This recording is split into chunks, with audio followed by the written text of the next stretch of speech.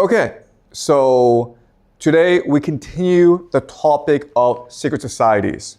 Last class we discussed how they come into power.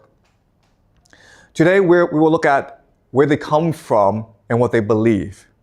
Okay? So to understand secret societies, I first need to explain to you the history of religion in the Western world. So in the Western world, there have been three major stages of religious development. And again, I will oversimplify for the purpose of clarity. Okay, so this is a simplified version of the history.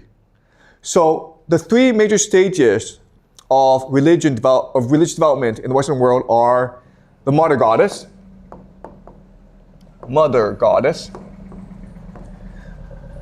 polytheism, and monotheism.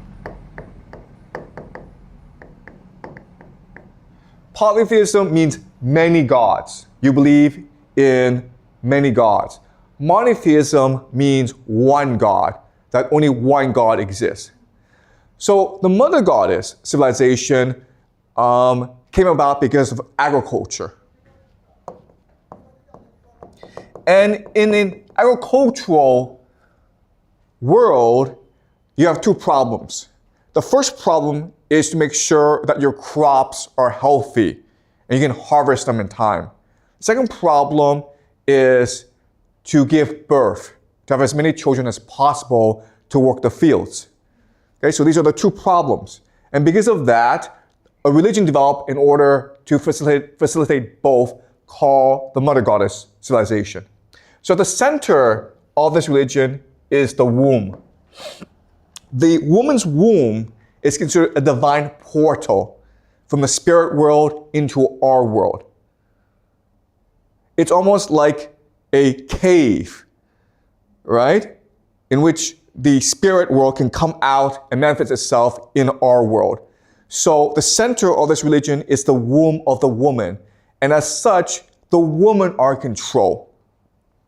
What's really important is to understand that in this world, everything is interconnected, harmonized, balanced together.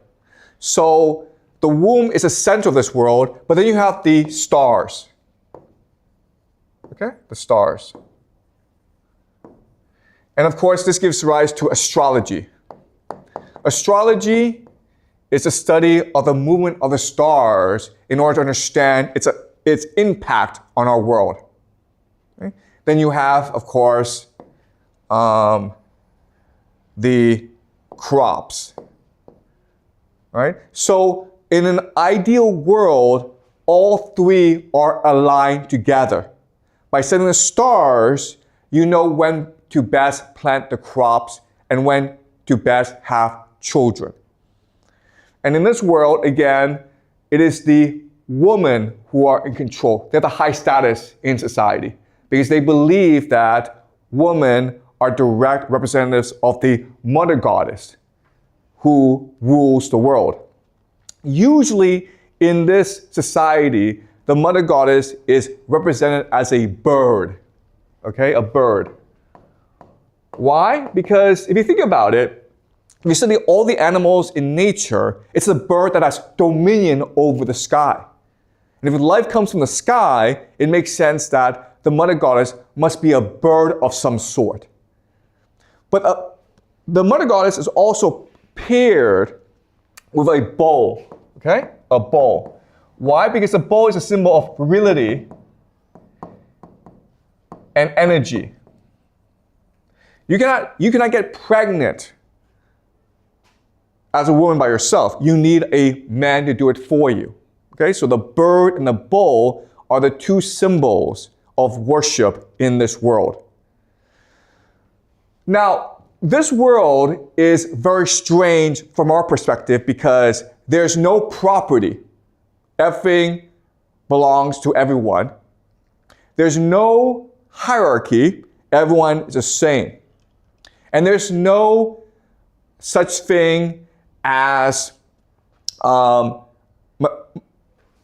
sex by yourself, okay? So sex is actually a community act. So that these rituals called fertility cults, in which they have sex together. In fact, many men will have sex with one woman. And it makes sense because as a woman, you want to have the best DNA. You want to have the best sperm, right? You don't know who's going to have the best sperm, so just have sex with everyone, and whoever has the best sperm will give it to you. Okay? So that's the mother goddess civilization. Then we switch to polytheism. So why did we make the switch? The answer is war. For the first time in human history, as populations increase, there's now struggle for resources. And what's the most important resource in this world? Do you guys know? The most important resource is women, right? Females. Because it's females that give birth. And so with war, we have a new concept called property. In order to get men to fight wars, you have to give them something as a reward, right? So they get to have a woman, a wife. And now this wife belongs to them and only them. So in this world, what happens is that you now have property, hierarchy, and marriage. And the role of the woman decreases and the role of the man increases.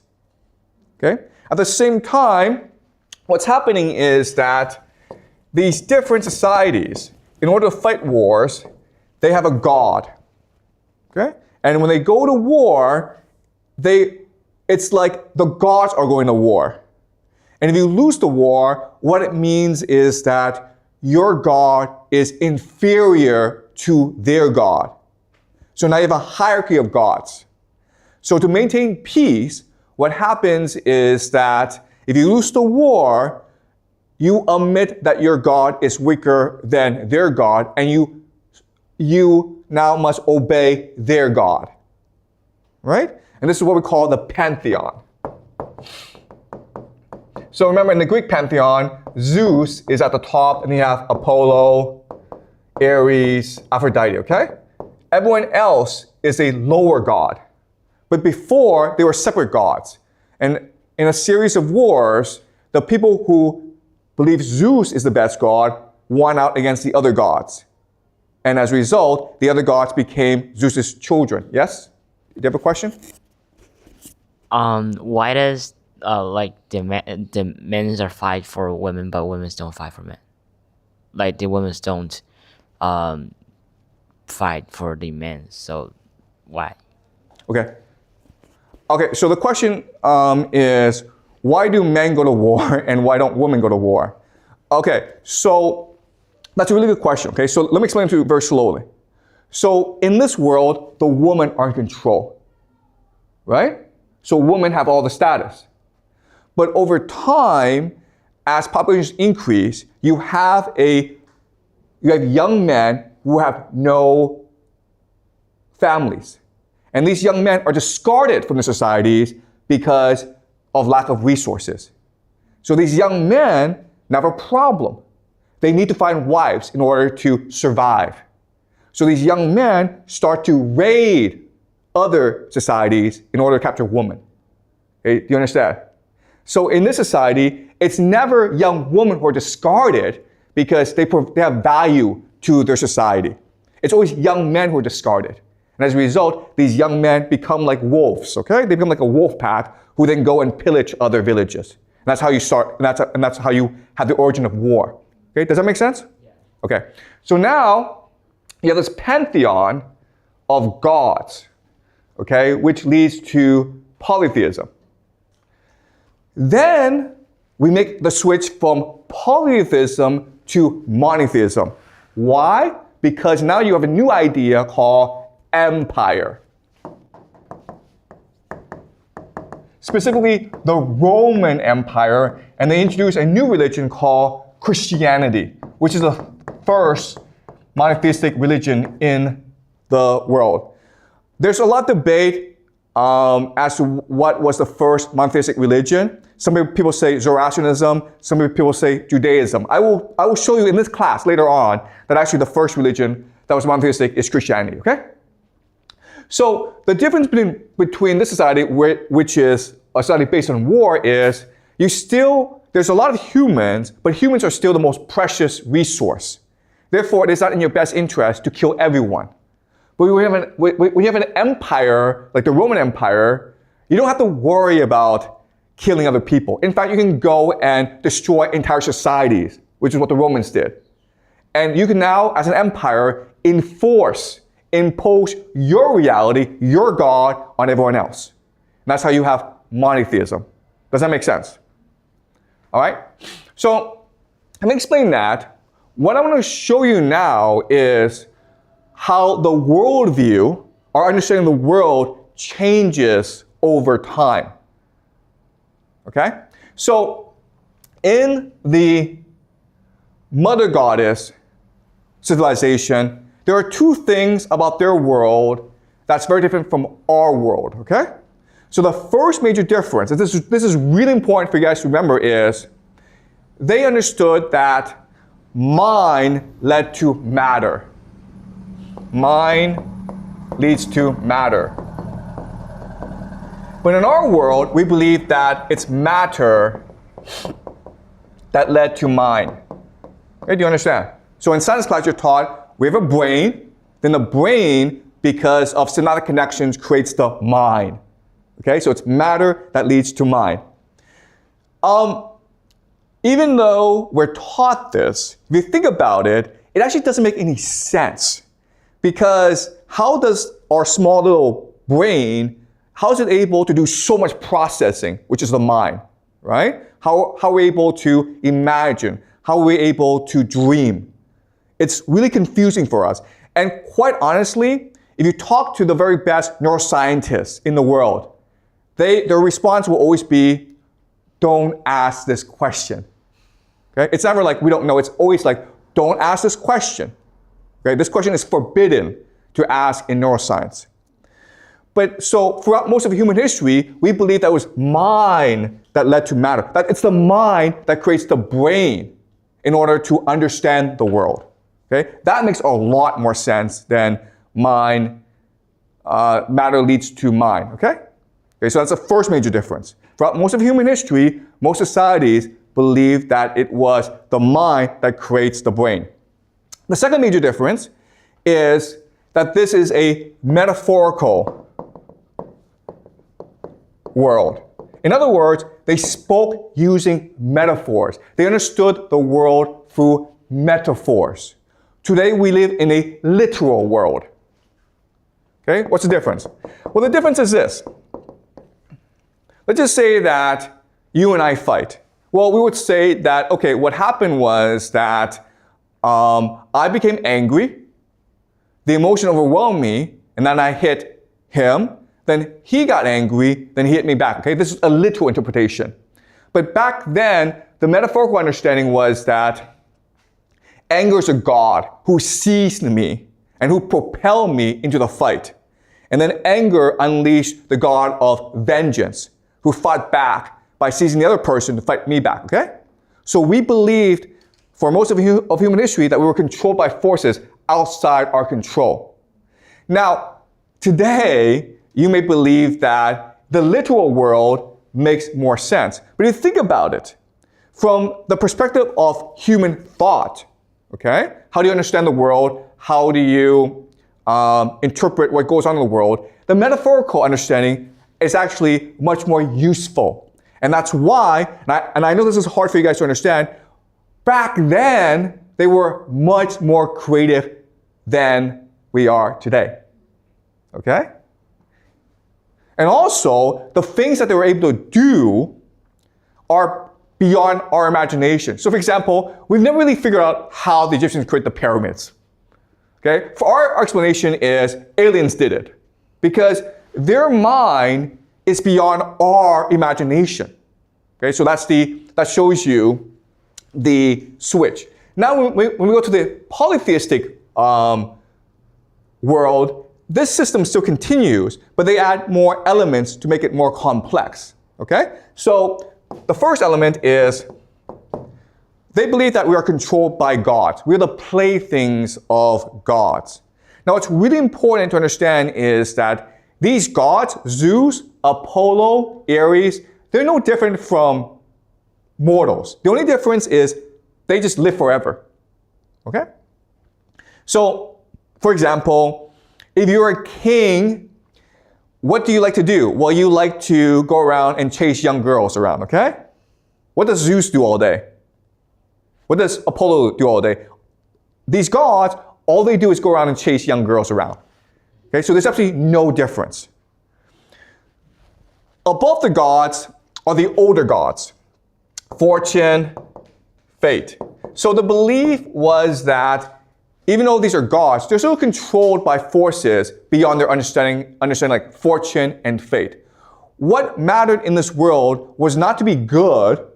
What mattered in this world is to be lucky, okay? To be fortunate.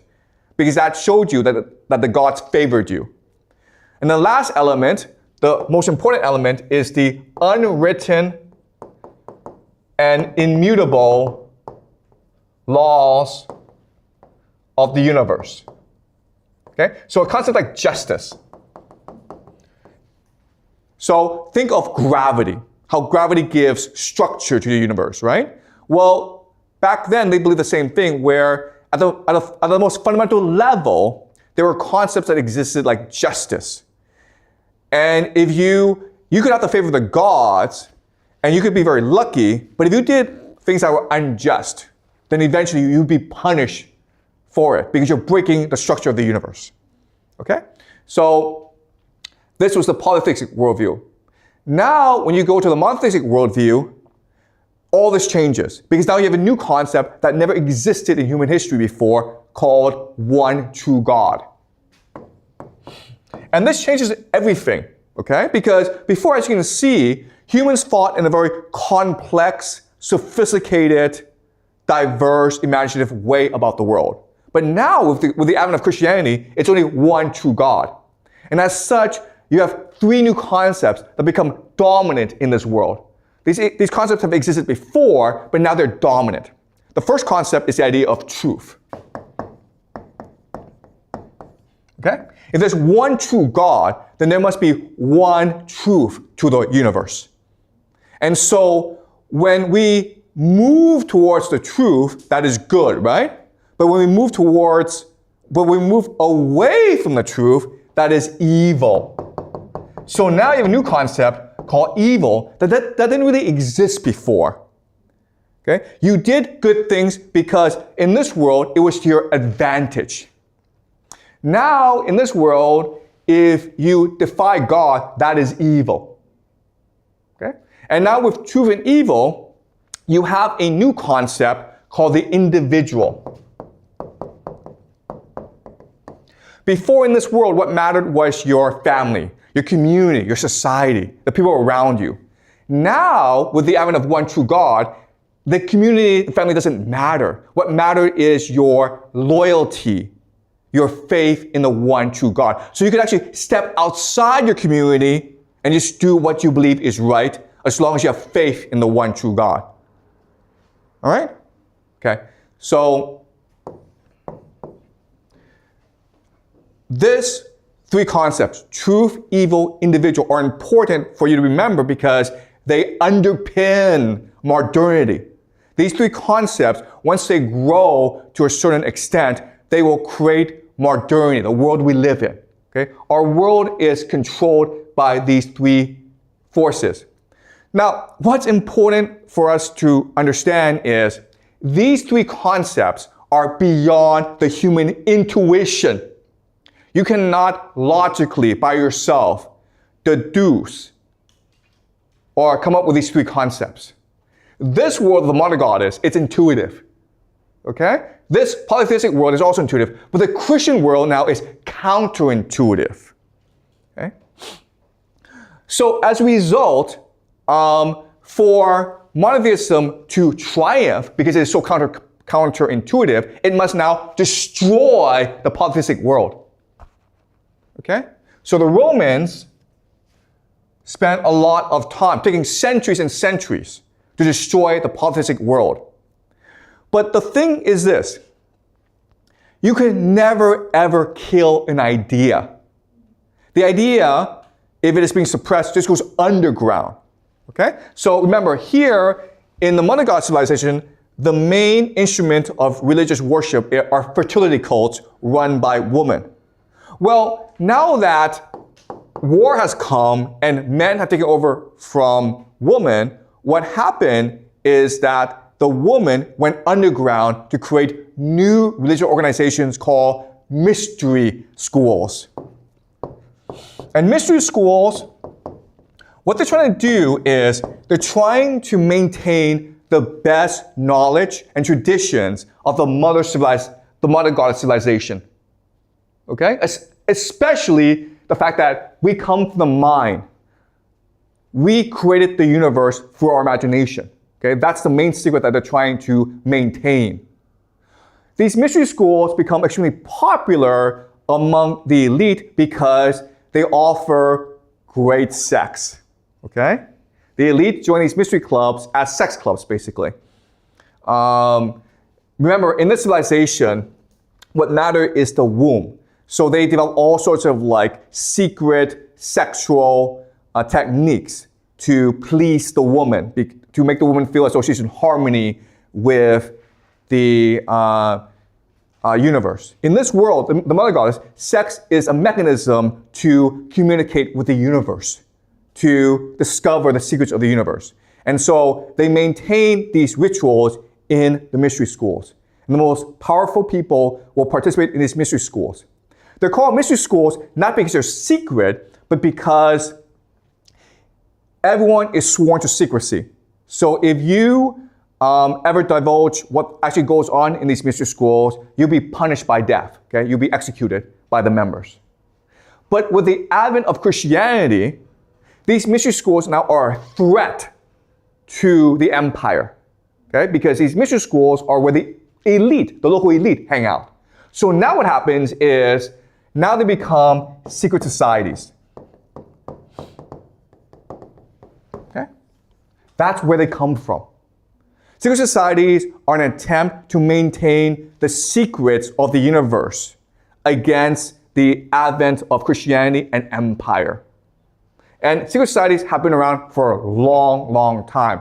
You may have heard of certain secret societies like the Knights Templars, Rosicrucians, the Illuminati, the Freemasons, okay? They're all very powerful. They're still around. Yes, I understand that. But what I'm saying is there are a lot more secret societies that we do not know about and who've been around for much longer, okay? But they're all trying to maintain the secret of the universe, which is that mind leads to matter. That's the great secret of the universe. And this is something that we've always believed and always known, but with the advent of Christianity, this has become suppressed over time. All right? So any questions before I move on? Okay. So now what I will do is I'm going to explain to you Christianity. And I'll explain to you what these secret societies believe, okay? I've already explained to you where they come from, but now what I will do is explain to you what they actually believe about the universe.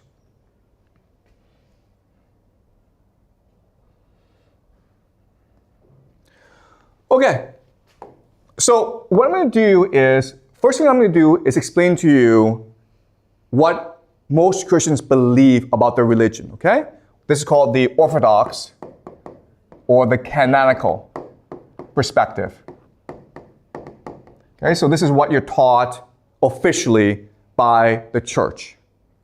Christianity has many different factions, but they all believe in a certain interpretation of the Bible, okay? Then what I'm going to do is I'm going to show you the apocryphal. Apocryphal just means hidden, okay? Or secret, or esoteric. Just a secret knowledge that is kept within these secret societies. All right, so the Orthodox canonical comes from a reading of the Bible. And the Bible, at its core, is a story of the covenant between God and humans, okay? Covenant. Covenant means contract or understanding. So throughout the Bible, there are a series of covenants, okay? The first covenant is between Adam and God. So you may have heard of the story of the Garden of Eden, right? God creates the universe, then creates the Garden of Eden where he puts Adam and Eve. And God says to Adam and Eve, this is paradise. You don't have to work. Just enjoy life. The food is free. The food is plentiful. Every day you'll be happy and free of want. You will live forever. But there's only one thing that you must not do. And only one thing, okay? Whatever you do not eat from the tree of knowledge of good and evil. Just don't do that and you'll be okay. So of course, what do Adam and Eve do? They eat the stupid fruit, okay? So then what God does is he banishes Adam and Eve from the Garden of Eden, and now they're forced to work to grow food to feed themselves, okay? And this leads to society, okay, development of society. God looks down from the heavens and sees that humans now are going to war. They are fighting, they have private property. And God says, I don't want this crap. This is not why I created humans, okay? So he's like, you know what, I'm going to destroy everyone and start over. But then he sees a human that he likes named Noah. And this leads to God saying to Noah, build a ship, build an ark, and save yourself because I will flood the universe. I will destroy the world. So God destroys the world and Noah lives.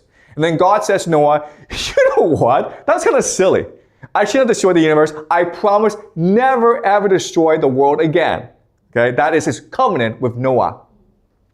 But God sees that humans are still wicked and evil. And he says, you know what? I need to find a man who is good. And I need him to grow a nation that can be the light of the world, that will be the best example of what it means to be a good person. So he finds a man named Abraham, and Abraham, of course, is the father of a nation called Israel.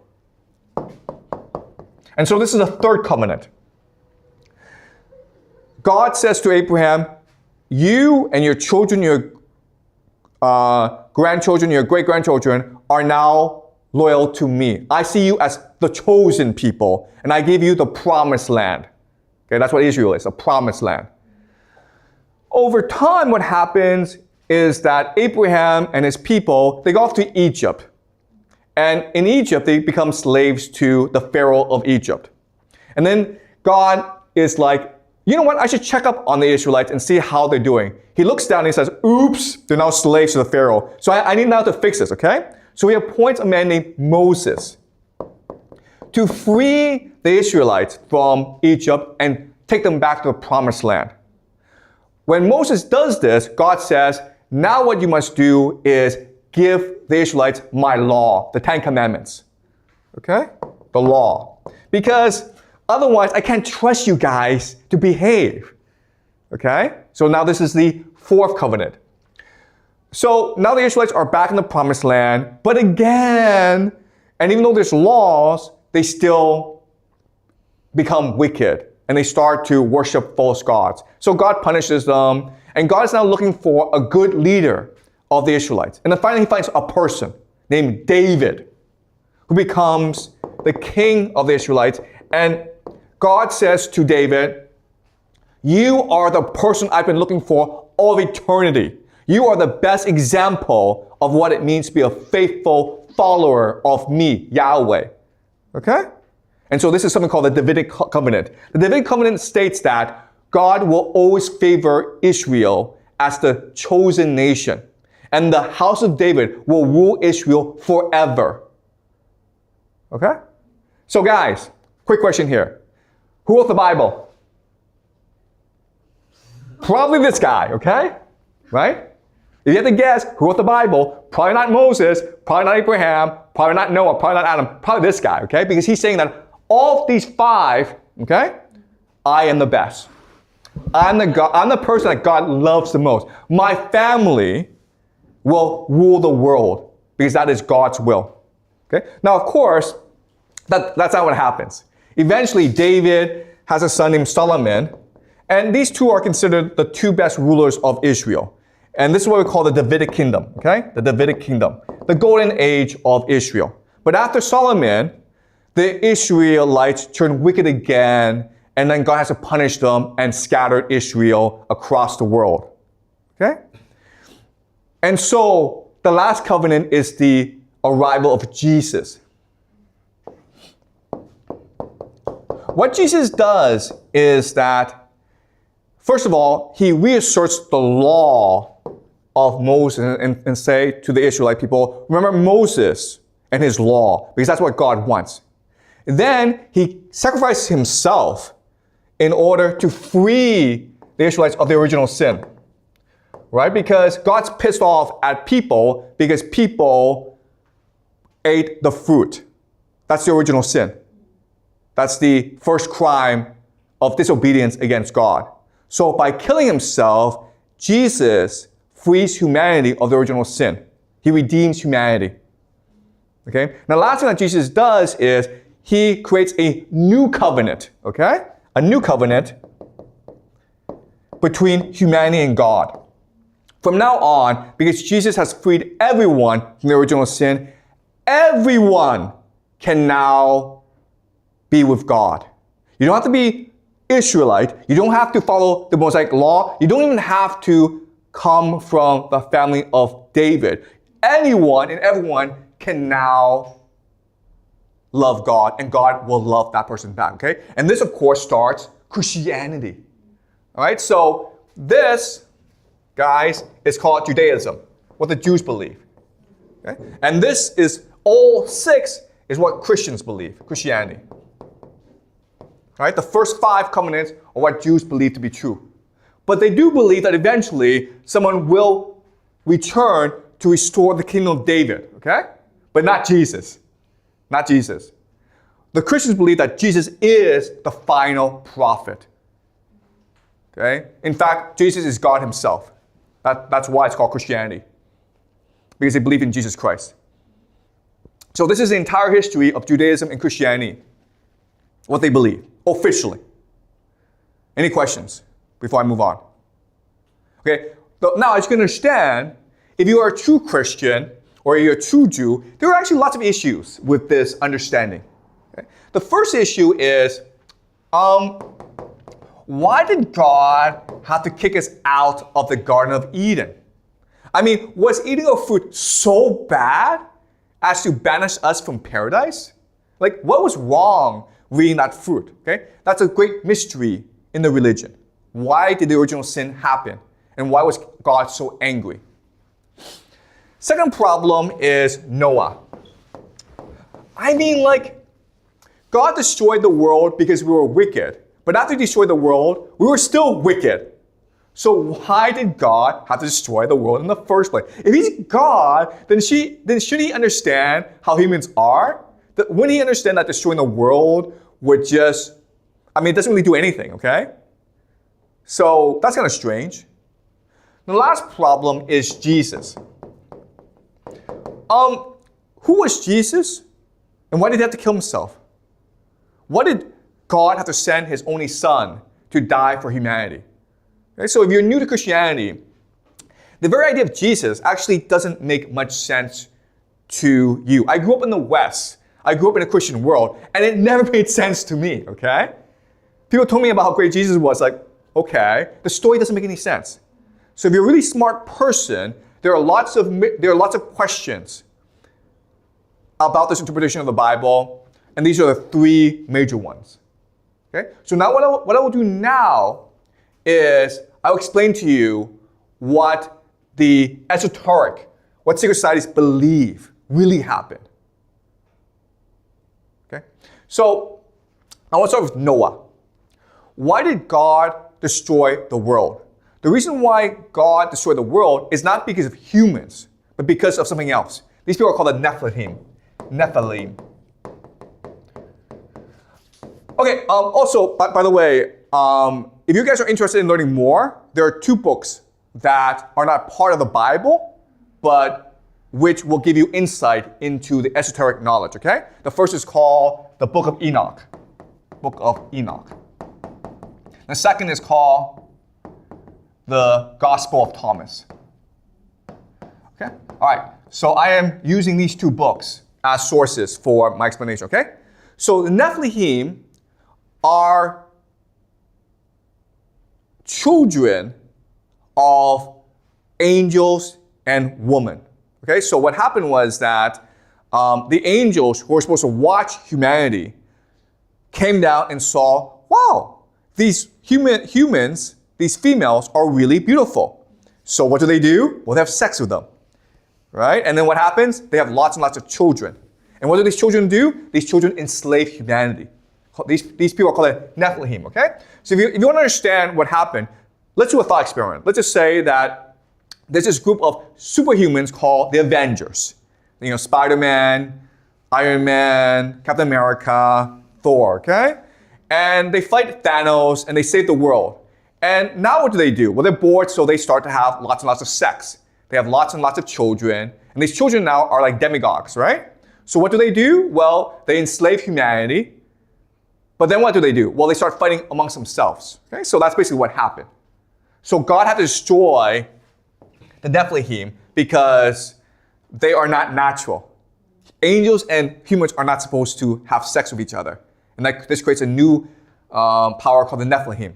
The problem, though, is the Nephilim are divine, and therefore they cannot be killed. So you can get rid of their mortal bodies, but now they become demons who live underground and are in the shadows. And guess what, guys? They're still here today. So these secret societies, they believe the Nephilim are real, and they still control the world. The richest people in the world are actually Nephilim. Okay? Because they've been around for thousands of years, and therefore they're able to control the development of humanity. Okay, so they're called the Nephilim. So that's easy to understand. But now the question then is, wait a minute, why did Adam eat that fruit, and why did Jesus have to kill himself? Well, now it gets really complicated, okay? So now I need to explain to you what the secret societies believe, okay? Remember, they believe that mind leads to matter. What does that mean? Okay, let me explain what this means. Mind leads to matter. In the beginning, the true God is called the monad, okay, the one. So just think of this as the core of the universe, the sun, the divine sun. The monad is so powerful that when he breathes, okay, he vibrates divine energy. And over millions of years, this divine energy creates new life forms. Okay? So the first life form are called the dyads. Dyads are just pairs, okay? Usually male, female, that are children of the monad. And they're able by themselves to create new universes as well, okay? So the dyads start to emanate, okay? So the entire universe is vibration. It's vibrational energy. It's the breathing of these cosmic beings, okay? And over time, over millions of years, these vibrations become atoms, which then leads to matter, okay? That's what they mean by mind leads to matter.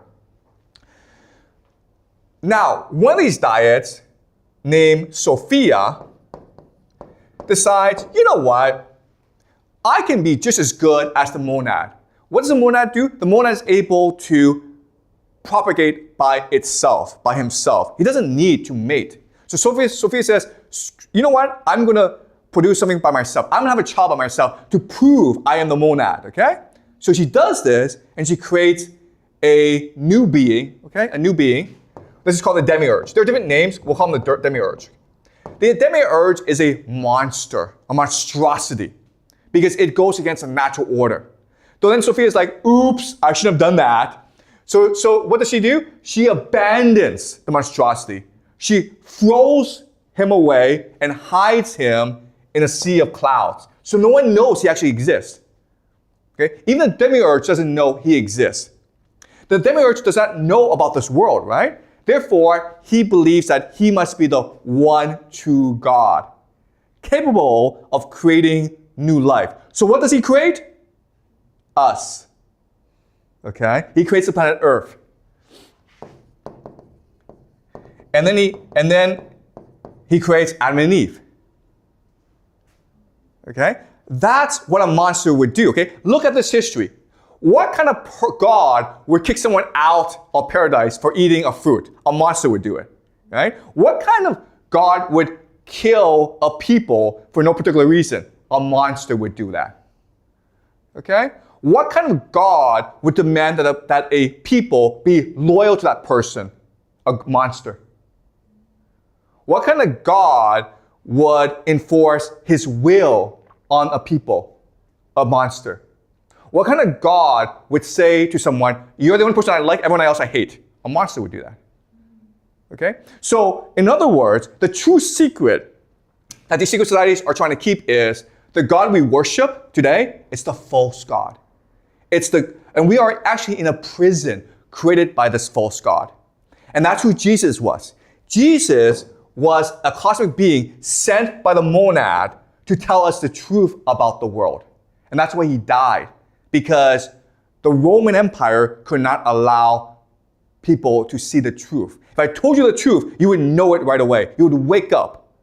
Therefore, the truth tellers must be killed. Okay? So that's what these secret societies believe. They believe that the monad exists, and the mind of the monad is what creates the universe. And Jesus was sent to remind us that even though we're in a prison, there's still the monad in you. There's a spark in you, a divine light in you that you can activate. And if you activate it, then you will return to the monad. You will see the truth for yourself. And when you die, your soul, which is part of the monad, will want to return to the monad and can escape this world. But to activate this light, you must be a good person. You must love one another. You must reject money and materialism. And grades, okay? Grades in school. You must reject competition. You must reject material wealth in order to pursue spiritual happiness. Okay? That was the message of Jesus. Now you can imagine that the powers that be, the Nephilim, were not like this, okay? It's a direct threat to Nephilim, who now control the prison created by the demiurge. It's also a direct threat to the demiurge. And that's why these secret societies have been, over the centuries, been repressed, been executed, okay, been massacred. But they believe that it is their duty to protect this secret, because only by protecting the secret can humanity be ultimately saved. Right? Does that make sense? Okay. Any questions? All right. So you have the official version, which is what you're taught in school, but now you have the secret version that is only taught in secret societies. The other thing about secret societies that's really important is they believe that most of us cannot accept the truth. If I told you this, you think I'm crazy and report me to the police. Okay? Therefore, they can only wait for people to wake up by themselves and approach them. And if you approach them, then they will test you, and then they will reveal the secret of the universe to you. Okay? And that's why these secret societies were founded, and that's why they've been so persistent and so successful over the centuries.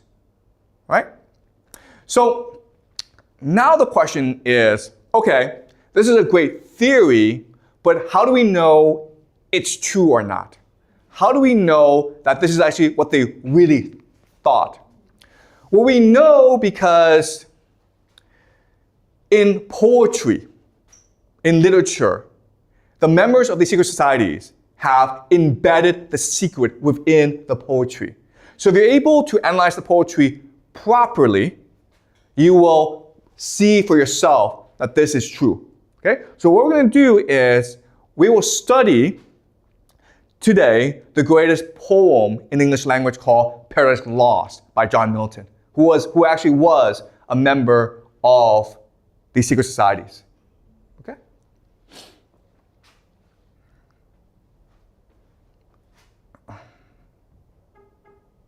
Any questions before I continue?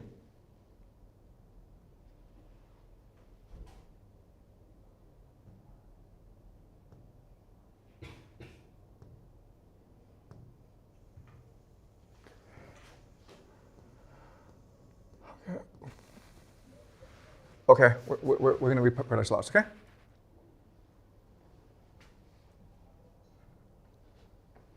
Are we clear? Any questions? Yeah, there's a question here. If all of these are from the false God, do we have a truth God? Do we? Or it's just a thing? Okay, yeah. So in this system, the monad is a true God. Okay? And the question then is, why doesn't the monad interfere? Why doesn't the monad stop the demiurge from imprisoning us and making our lives hell? And there are two explanations for why this is happening. Okay? The first explanation is that the monad does not interfere in material affairs. Okay? Because the monad it's all mind. And also, we have the capacity to reject this world and return to the monad. Right? So why would he force us to do what we don't want to do? Okay? If you want to return to him, then you have the choice to engage in spirituality, to engage in goodness, to engage in knowledge, and then you'll be able to return to him, okay? That's the first explanation. Second explanation is that, and this comes from Dante, okay? The monad is a force that is eternal, perfect, and immutable, and therefore the monad has no imagination.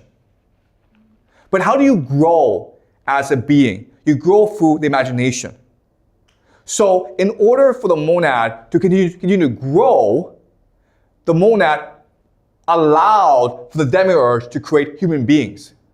Because as human beings, we are flawed, we make mistakes, we commit evil. But by committing evil, by making mistakes, we expand the imagination of the universe. Okay? Which allows the monad to expand, okay? So in this perspective,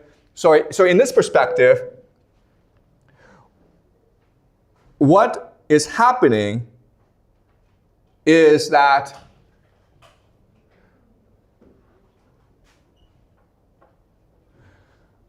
each time we imagine, we return to the monad.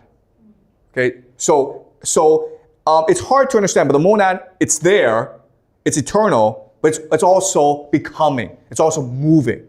And so when we imagine things, when we commit mistakes, but at the same time, when we recognize these mistakes and try to adjust for these mistakes, we expand the imagination of the monad. And that's why these secret societies believe that evil and good exist together. You can only be good if you do evil. Okay? Because by committing evil, it gives you a chance to become better. Okay? Does that make sense? Yeah. All right. All right, so we're doing Paradise Lost. All right. This is the national epic of the British Empire. If you are a member of the British Empire, which rules the world today, the Anglo-American Empire, it rules the world today. If you are an elite member of the British Empire, you memorize this poem, okay? And it becomes part of your soul, basically. And it's beautiful, okay? So this was written by a man named John Milton. And John Milton, he was a rebel. He was a free thinker. He questioned the world. He fought for himself. And he was a passionate advocate of free speech. He was a man who wrote Paradise Lost. And he wrote it when he was blind. He could not see. Therefore, he had to speak it out, and his secretaries had to write it down for him. And as you can see, well, if a blind man is able to recite poetry, you must think he is a prophet. He's a messenger of God. What he is revealing to you is divine truth. Okay? All right? So, John Milton, and his most famous work is called Paradise Lost. And Paradise Lost is the foundational text of many secret societies. They read this, they discuss this, they worship this text. And within this text lies the secrets of the universe. Okay? But only, okay, this is really hard, but only if you understand the secrets yourself can you see the secrets embedded in Paradise Lost. Okay? All right, so what we're going to do is we will read 2 speeches by Satan. The plot of Paradise Lost is really, really simple. It's trying to reimagine the fall of man. Remember, Adam and Eve are in the Garden of Eden. Then they eat that fruit and God banishes them. Okay? So Milton is trying to tell the story again.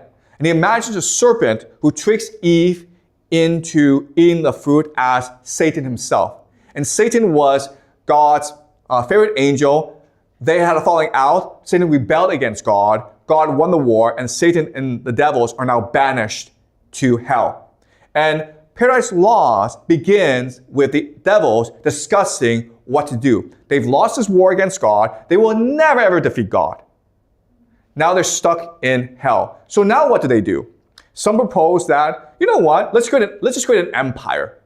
Okay, some are like, you know what, let's just sit back and enjoy life. Okay, but Satan is determined to seek vengeance against God. And so what he wants to do is go to the Garden of Eden and corrupt Adam and Eve and destroy humanity forever. Okay, so they all agree this is a great plan, but another question then is, who's going to go? Because it's dangerous, right? Because you're escaping hell, there are angels guarding hell. But even if you leave hell, you go into the abyss. You go into space, right? And you don't even know where Earth is. You get lost for all of eternity. So no one wants to go. So at this time, when no one wants to go, Satan steps up and says, I will go. Okay, and this is his speech. O progeny of heaven, imperial thrones, with reason have deep silence and demur seized us, though undismayed. Okay, I know you guys are scared. All right? Long is the way and hard that out of hell leads up to light. Our prison strong, this huge convex of fire, outrageous to devour, immerse us round ninefold, and gates of burning adamant barred over us prohibit all egress. This prison is designed to keep us here for all of eternity. It will be hard to escape this prison. These pass, if any pass, the void profound of unessential night receives him next. Wide gaping and with utter loss of being threatens him, plunged in that abortive gulf. If thence he escape into whatever world or unknown region, what remains him less than unknown endangers and as hard escape. Okay, if you can leave hell, you're still up in the abyss of the universe, right? You're going to be floating there for all of eternity. You don't know where you're going. But I should ill become this throne, O peers, and this imperial sovereignty, adorned with splendor, armed with power, if aught proposed and just of public moment, in the shape of difficulty or danger, could deter me from attempting. Wherefore do I assume these royalties and not refuse to reign, refusing to accept as great a share of hazard as of honor, do alike to him who reigns, and so much to him do of hazard more as he above the rest. Okay, so what he's saying here is really simple. I'm your leader, and therefore I must go. You have trusted me to lead you for all of eternity, and therefore I will risk my entire life to prove my worth. High honor sits. Go therefore, mighty powers, terror of heaven, though fallen, intent at home, while here shall be our home, what best may ease the present misery, and render hell more tolerable. If there be cure or charm to respite or deceive or slack the pain of this ill mansion, intermit no watch against a wakeful foe, while I abroad through all the coasts of dark destruction seek deliverance for us all. This enterprise none shall partake with me. I am your leader. I will go by myself. You guys can just sit here and sip, have some drinks, watch some TV, enjoy yourself. I don't care, okay? I'm your leader. I will go by myself to redeem us, to deliver us from our torment, okay? So as you can see, this is heroic. He is the grand hero. A couple of things I will say about this speech is, number one, what he's describing, and secret societies believe this, is he's describing his ascent from hell as almost our souls leaving our bodies to the heavens. Okay? And some secret societies believe that when you die, the first person you meet is Satan. Because it is Satan who knows how to take you from this world, the prison world, to the light. Because he's done this.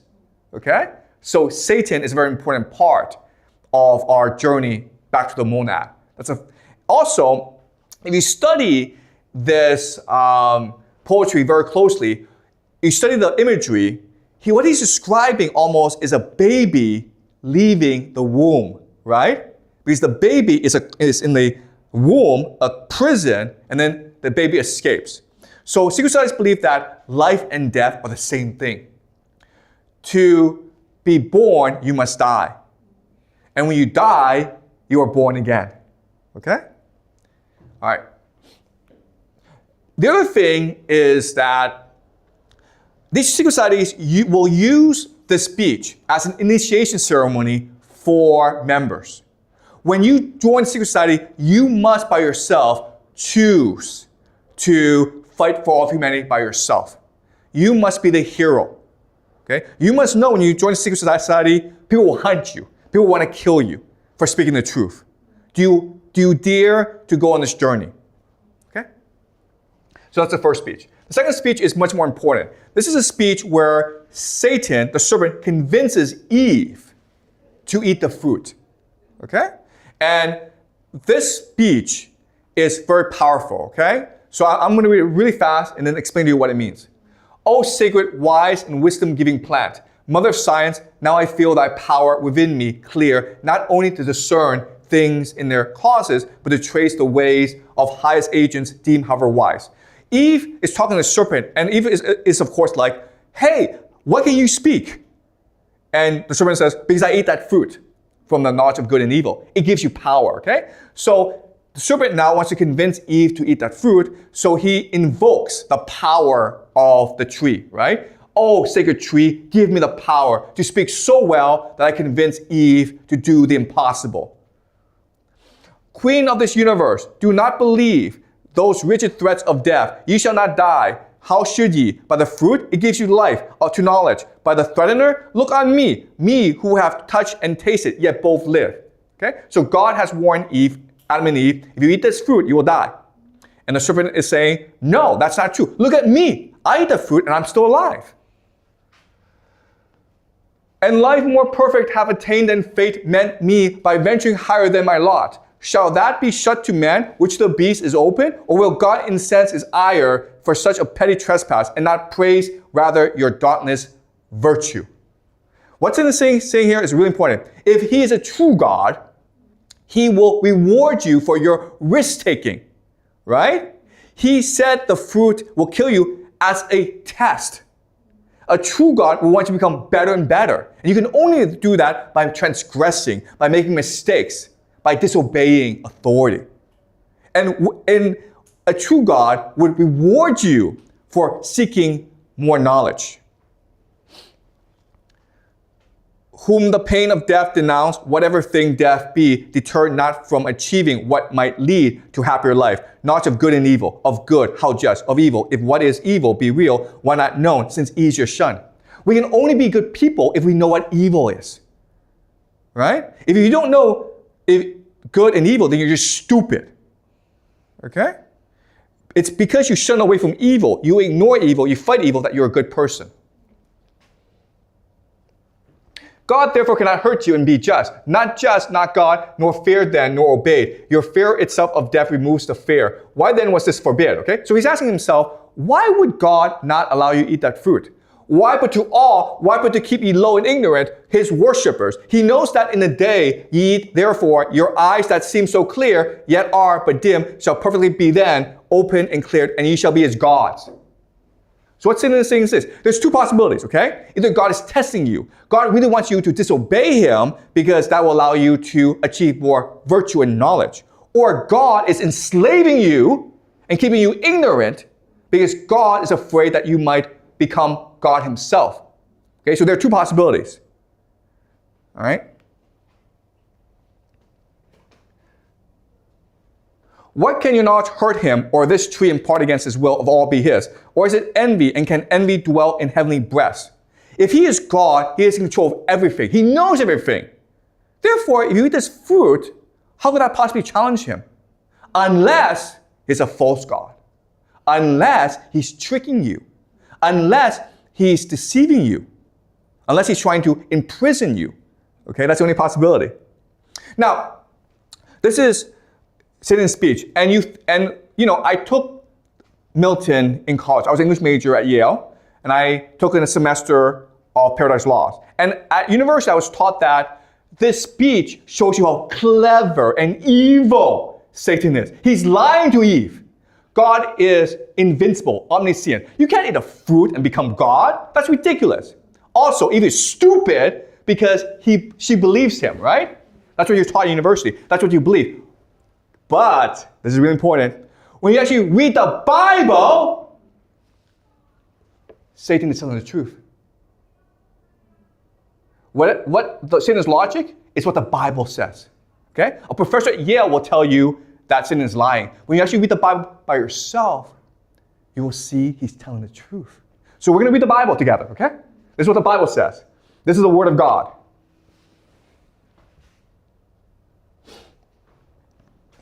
All right, so this is Genesis. Now the serpent was more crafty than any other wild animal that the Lord God had made. He said to the woman, did God say, you shall not eat from any tree in the garden? Okay? So in the Bible, this is actually not Satan. It's just a serpent. The woman said to the serpent, we may not eat of the fruit of the trees in the garden, but God said, you shall not eat of the fruit of the tree that is in the middle of the garden, nor shall you touch it, or you shall die. But the serpent said to the woman, you will not die, for God knows that when you eat of it, your eyes will be open, and you'll be more like God, knowing good and evil. Okay? So this is exactly what Satan said. Okay? And this is what the Bible is saying as well. Now, let's move on. Eventually, God banishes Adam and Eve for eating the fruit. And you believe that they were banished because they disobeyed God. But if you actually read the Bible, that's not what it says. For disobeying God, God punishes both Adam and Eve. Eve now, when she gives birth, will suffer pain, right? And Adam will now have to work hard to grow food. That's the punishment. The banishment is not the punishment. So another question then is, why were they banished? Again, let's read the Bible, okay? So the woman saw that the tree was good for food, and that was a delight to the eyes, and that the tree was to be desired to make one wise. She took of its fruit and ate. And she was also gave some to her husband who was with her, and she ate. Then the eyes of both were opened. Okay? So Satan is telling the truth. You will not die. You will learn. You will become higher. Okay? Satan was telling the truth. All right? So why did God kick Adam and Eve out? And the Lord God said, see, the man has become like one of us, knowing good and evil, and now he might reach out his hand and take also from the tree of life and eat and live forever. This is why.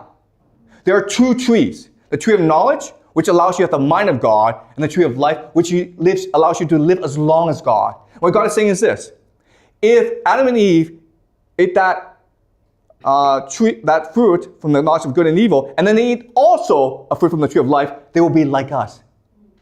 Satan was telling the truth, and God was lying to Adam and Eve all along. Okay? So now the question then is, how did Eve know that Satan was telling the truth? How did she know? How? Well, the problem is if you try it once and you're wrong, you die, right? So how did she know? She was certain that Satan was telling the truth. She was certain. Yes, he must be telling the truth. Why? The light in us, you understand? The true God. The true God still speaks to us today, right? The false God will lie to us, but inside you, in your heart, is the light that connects you back to the monad. And that tells you what is false, what is true. Okay, that's how she knew. All right? So you see, Paradise Lost is now showing us the lost secrets of the universe. All right. So I'll finish by talking about the Nephilim. In the Bible, it says that the Nephilim are the children from angels and women, okay? So when people began to multiply on the face of the ground and daughters were born to them, the sons of God saw that they were fair, and they took wives for themselves of all that they chose. Then the Lord said, my spirit shall not abide in mortals forever, for they are flesh. Their days shall be 120 years, okay? So now God sees Nephilim as a threat as well. The Nephilim were on the earth in those days, and also afterward, when the sons of God went into the daughters of humans who bore children to them. These were the heroes that were of old, warriors of renown, okay? This is really important because it introduces the Nephilim, which is still around today, okay, according to these secret societies. But also, what it's doing is this. It's telling us the children, the heroes that are of old, warriors of renown, who are they? They're Hercules, they're Achilles, they're Theseus. They're all heroes from different mythologies. Where do they come from? They come from the mating of angels and humans. The sons of God, who are they? They are the old gods. Zeus, Ares, Apollo, okay? So this is the beginning of monotheism, where the Bible is trying to destroy polytheistic mythologies and create one universe where the God is supreme, okay? And in this universe, Zeus now becomes a son of God, and the children that Zeus has with mortal woman are now called the Nephilim. So Hercules is Nephilim, okay? So we'll go into this theme throughout the semester where the Bible is a tremendous act of propaganda that tries to reinvent reality around one true God, okay? But by doing that, it's denying our intuition, and it's denying the history of humanity. All right, okay, so we'll continue this theme next class. Any questions before we conclude? Yes? Well, I think nowadays a lot of us would pray to God like for getting something that we wanted, but as you said, like, are we praying to the truth God or the false God? Do we know, or like do we get to know like from our wishes? Yeah, so that's a great question. So according to these secret societies, okay, the truth is that when you pray, you're praying to the false God. Because where's the true God? It's inside you, okay? So don't pray to an outside force. Look inside to you and ask yourself, I know for a fact what is true. If I believe in myself enough, then I will find the truth, okay? And actually, that's a theme throughout Western poetry and literature. The theme is that we will always be in conflict between the devil and God, between good and evil. And what we must do is not say, like, I must surrender to God. What we must do is believe in ourselves. Make mistakes, but know that you will eventually find a light, because the light is in you, okay? As long as you still believe in yourself, all these mistakes you make will become your strength, because they become part of your wisdom, okay? That's the divine truth that these secret societies are trying to promote. It's okay to make mistakes. It's okay to do evil, but listen to the light, and the light will tell you how to redeem yourself, okay? The possibility for redemption, for growth, for imagination is all in us because of our connection to the monad. And the monad will reward you for believing in yourself. But you must first believe in yourself. And believing in yourself means often defying authority, making mistakes, transgressing against the rules of society. Okay? And that's the ultimate secret that these secret societies are trying to keep. All right, any more questions? That was a really good question, thank you.